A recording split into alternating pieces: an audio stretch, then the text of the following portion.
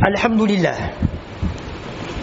لله رب العالمين الرحمن الرحيم وأشهد أن لا إله إلا الله مالك يوم الدين وأشهد أن محمدا عبده ورسوله بعثه بالهدى ودين الحق رحمة للعالمين وحجة على المعاندين ومنة على المؤمنين صلى الله عليه وعلى آله وصحابته أجمعين ومن تبعهم بإحسان إلى يوم الدين أما بعد. Les louanges, toutes les louanges sont à Allah, qui dit dans sa glorieuse révélation, après A'udhu billahi minash shaitanir rajim, en ce qui nous concerne, alladhina amanu wa lam yalbisu imanahum bi zulmin ulaika lahumul amn wa hum muhtadun, qu'on peut traduire à peu près ainsi: ceux qui croient et qui n'entachent point leur foi par quelque iniquité, ceux-là seuls sont en sécurité, ceux-là seuls sont les bien guidés. Chapitre 6, Suratul An'am, les bestiaux, verset 82. Les louanges, toutes les louanges sont à Allah, clément, miséricordieux, plein de majesté et de munificence. J'atteste qu'il n'y a de Dieu qu'Allah, un sans associé. Et j'atteste que notre bien-aimé Al-Habib Al-Mustafa Muhammad sallallahu alayhi wa sallam est son serviteur et son messager, le meilleur des messagers, venu avec le meilleur des messages pour la meilleure des communautés. Que la paix et les bénédictions d'Allah soient sur toi, ya Rasulallah, sur ta famille, sur tes compagnons. Paix et salut de tous les instants jusqu'au jour de la résurrection. Que la paix et les bénédictions d'Allah soient sur Noé, qu'elles soient sur Abraham, qu'elles soient sur Moïse, qu'elles soient sur Jésus, qu'elles se répandent, ya Allah, sur tous les prophètes et messagers qui se sont succédés à travers les âges, ya Rabbal Alamin. Que la paix, la grâce, les bénédictions, la miséricorde, ainsi que l'assistance et la protection d'Allah soient sur nous, qu'elles soient sur cette assemblée, sur celles et ceux qui y sont, qu'elles soient sur nos familles respectives, qu'elles soient sur le Niger, ses dirigeants et son peuple, qu'elles se répandent sur toute la Ummah, au-delà sur l'univers tout entier, sur l'humanité tout entière. Et que ce jour saint de vendredi, cet instant solennel du sermon, la prière qui va suivre dans quelques instants, Inch'Allah, ainsi que toutes nos bonnes œuvres, témoignent pour nous, ya Allah, le jour où les enfants, les richesses, les pouvoirs, les alliances et relations ne seront plus d'aucun secours, et que seuls seront sauvés devant leur Seigneur, ceux qui l'auront rencontré avec un cœur saint. Que nous soyons de ceux-là, ya Rabbal Alamin. Serviteurs du très miséricordieux, chers frères et sœurs en islam, le sujet porté à votre méditation, la mienne la première, dans le sermon d'aujourd'hui, est axé autour de Islam, promotion de la tolérance, culture de la paix et garantie de sécurité. Chers frères et sœurs en islam, vous conviendrez avec moi que paix et sécurité sont sœurs jumelles, pour ne pas dire sœurs siamoises, tant les deux sont inséparables. Serviteurs du très miséricordieux, chers frères et sœurs en islam, la sécurité est une donnée cardinale pour l'essor et le développement de tout pays. Elle est au-dessus de toute autre urgence sociale, économique ou politique. Elle vient même avant la recherche de la subsistance, élément essentiel pour notre survie.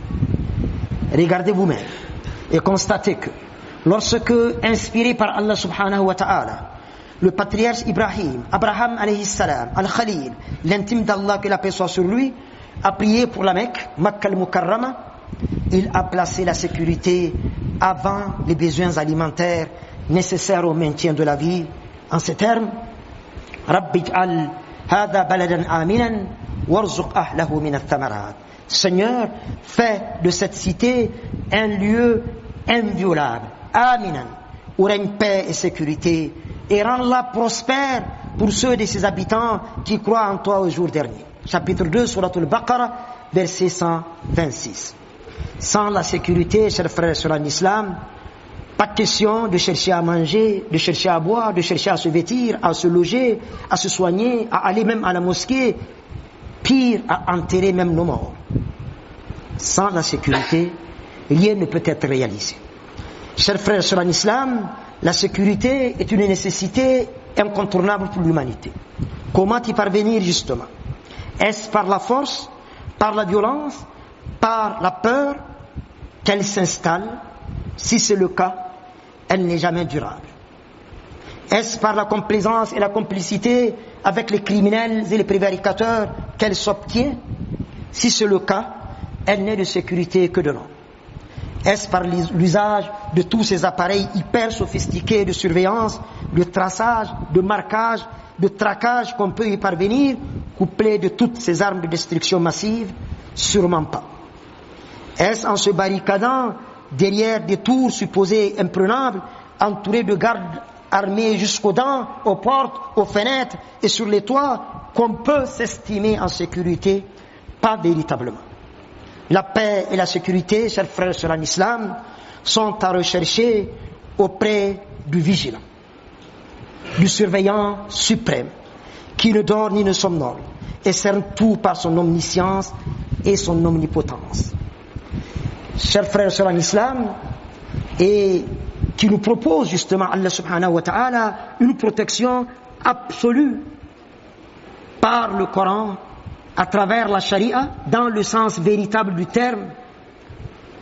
Et je m'en vais citer encore une fois, c'est une citation que vous connaissez déjà, Roger Garaudy, lorsqu'il écrit: appliquer la charia, écrit-il, c'est appliquer la totalité du Coran dans chaque instant de la vie publique ou privée, c'est-à-dire accomplir chaque acte avec la conscience de l'accomplir sous le regard du Dieu vivant que l'on ne peut pas tromper.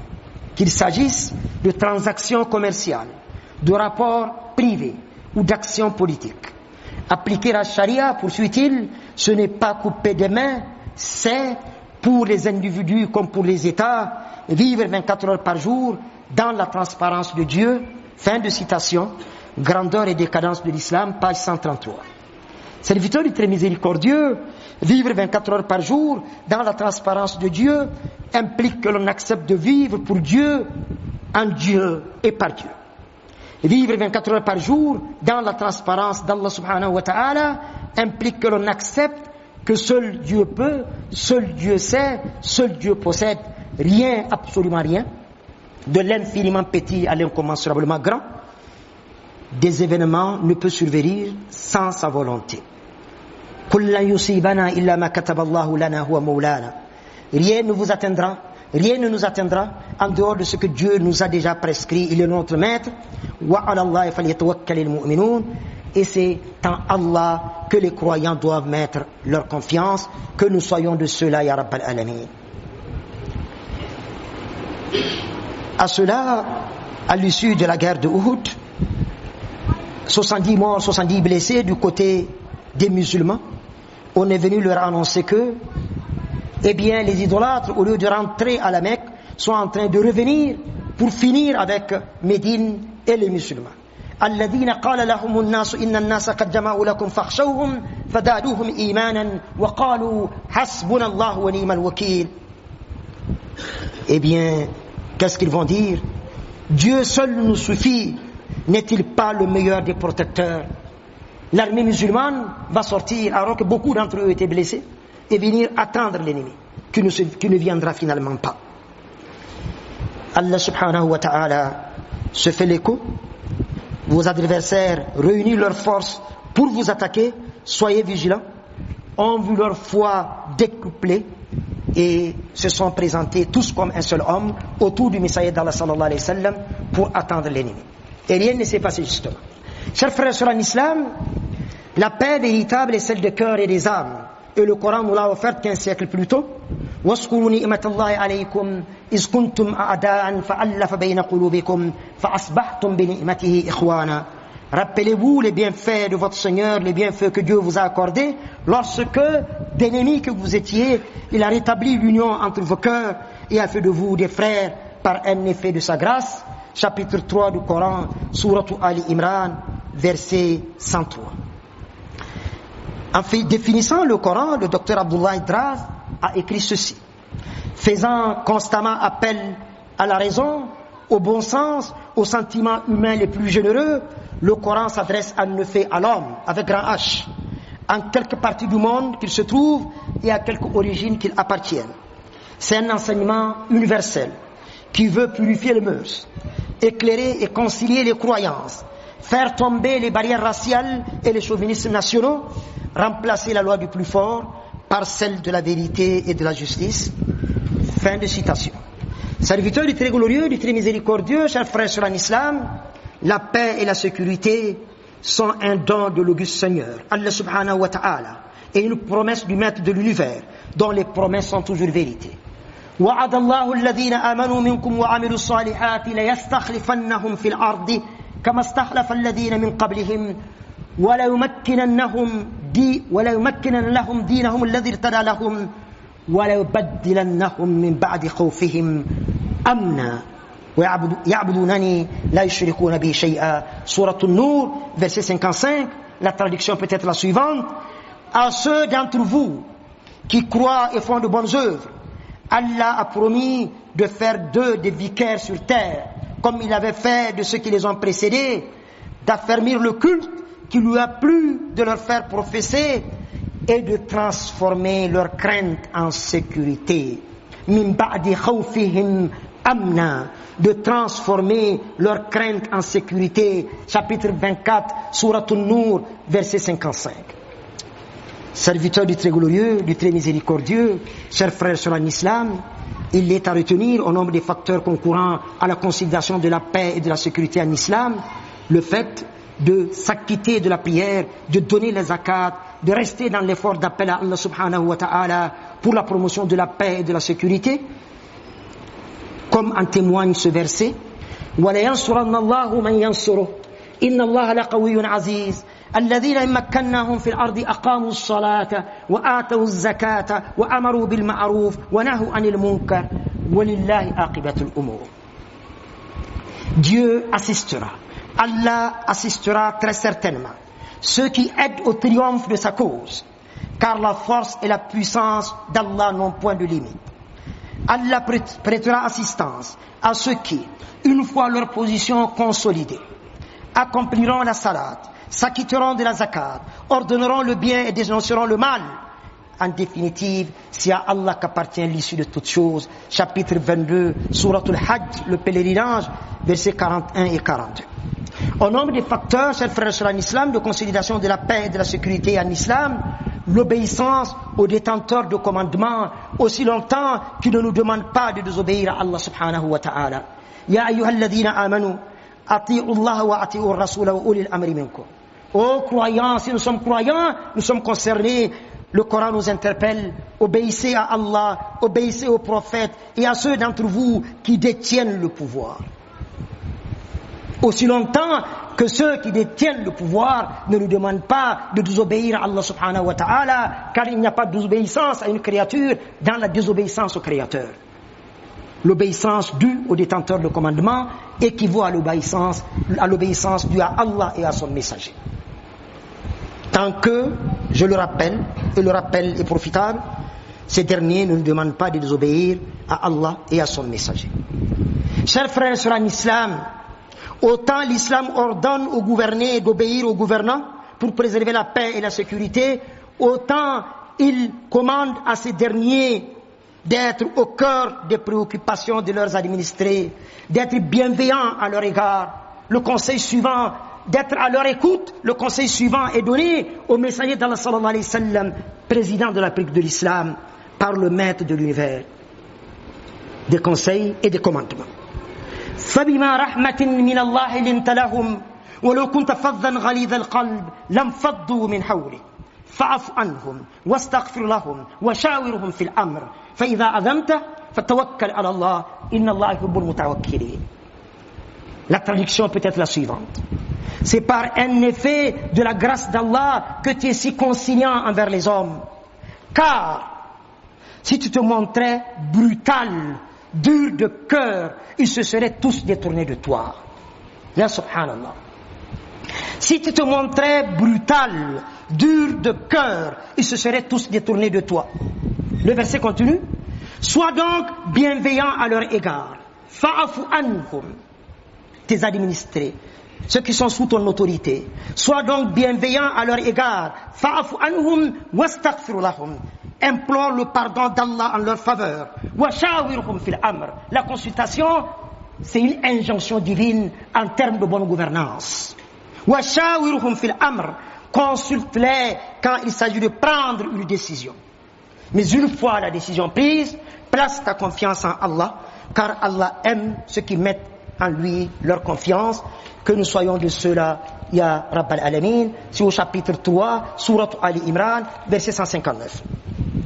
On l'a dit plusieurs fois, que le deuxième calife de l'islam, Omar ibn al-Khattab, est celui-là qui dit ne pas trouver le sommeil la nuit, de peur que demain, le jour de la résurrection, Allah lui demande des comptes pour un berger qui aurait égaré ses moutons sur les bords du Tigre et de l'Euphrate en Irak, pendant que lui, Omar, président de la République de l'islam, est en train de dormir à Médine. Un émissaire, un ambassadeur, venu lui présenter ses lettres de créance, ne l'a pas trouvé à la maison.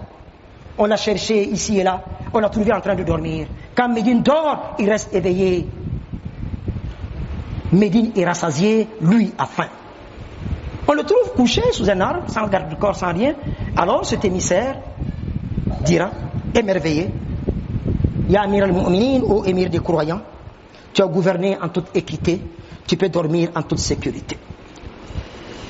Serviteurs du très glorieux, chers frères sur l'islam, retenez qu'Allah vous fasse miséricorde que, au nombre des facteurs de la consolidation de la paix et de la sécurité en islam, figure en bonne place la promotion de la culture de la tolérance. La glorieuse révélation, Al-Qur'an al-Majid et la Sunna exhortent à la tolérance pour diverses raisons, notamment au nom de l'égalité entre les hommes. Allez au chapitre 49, verset 13. Au nom de la liberté de culte, allez au chapitre 2, verset 256. Au nom de la préservation de la vie, allez au chapitre 5, verset 32. Pour le triomphe de la justice, partout en toutes circonstances, pour la consolidation de la paix, tout simplement. Chers frères sur l'islam, retenez qu'Allah vous fasse miséricorde, que le mot épée, sabre, glaive n'apparaît pas une seule fois dans le Coran, alors qu'il est mentionné 406 fois dans les anciennes écritures. Chers frères sur l'islam, retenez pour terminer qu'au nombre des facteurs concourant à la consolidation de la paix en islam figure en bonne place, à toutes les échelles et à tous les niveaux, les invocations. Les invocations, par les invocations, on peut modifier la prédestination. Par les invocations, si telle est la volonté d'Allah, on peut faire déplacer les montagnes. Par les invocations, si telle est la volonté d'Allah, on peut reverdir le désert du Ténéré. Avec les invocations, par la grâce d'Allah, tout devient possible. Alors, prions, en n'oubliant pas d'envoyer une prière à notre bien-aimé Muhammad sallallahu alayhi wa sallam, prière sans laquelle aucune invocation ne montera au ciel. Allahumma salli ala Muhammad wa ala ali Muhammad, kama sallayta ala Ibrahim wa ala ali Ibrahim. Allahumma barik ala Muhammad wa ala ali Muhammad, kama barakta ala Ibrahim wa ala ali Ibrahim, fil alamin innaka hamidun majid. ربنا اغفر لنا ولإخوان سبقونا بالإيمان ولا تجعل في قلوبنا غلا للذين آمنوا ربنا إنك رؤوف رحيم ربنا ظلمنا أنفسنا وإن لم تغفر لنا وترحمنا لنكونن من الخاسرين اللهم اغفر لموتى المسلمين اللهم اغفر لموتى المسلمين الذين شهدوا لك بالوحدانية ولنبيك بالرسالة وماتوا على ذلك اللهم اغفر لهم وارحمهم عافهم واعف عنهم أكرم نزلهم واسع مدخلهم برحمتك يا أرحم الراحمين اللهم ربنا فرج كربنا وكرب جميع المكروبين فرج همنا وهم جميع المحمومين اللهم اشف مرضانا اللهم اشف مرضانا اللهم اشف مرضانا شفاء لا يغادر سقما شفاء لا يغادر سقما شفاء لا يغادر سقما وصدق رسولك اللهم اشف مرضانا اللهم اشف مرضانا شفاء عاجلا وصدق رسولك وارحم موتانا وموتى المسلمين اللهم اعز الاسلام والمسلمين وذل الشرك والمشركين دمر اعداء الدين واجعل يا ربنا اللهم هذا البلد امنا مطمئنا رخاء وسائر بلاد المسلمين وسائر بلدان العالم يا رب العالمين وصلي وسلم وبارك اللهم على محمد واله الطاهرين وأعرض عليه صلاتنا وسلامنا يا رب العالمين وارض اللهم عن الخلفاء الراشدين أبي بكر وعمر وعثمان وعلي وعن بقية صحابة نبيك أجمعين وعن التابعين وتابع التابعين والتابعين لهم بإحسان إلى يوم الدين وعنا معهم أجمعين بمنك وكرمك يا رحمن يا رحيم عباد الله إن الله يأمر بالعدل والإحسان وإيتاء ذي القربى وينهى عن الفحشاء والمنكر والبغي يعظكم لعلكم تذكرون اذكروا الله العظيم الجليل يذكركم واشكروا على نعمه يزدكم ولذكر الله أكبر والله يعلم ما تصنعون. قوموا إلى صلاتكم يرحمكم الله.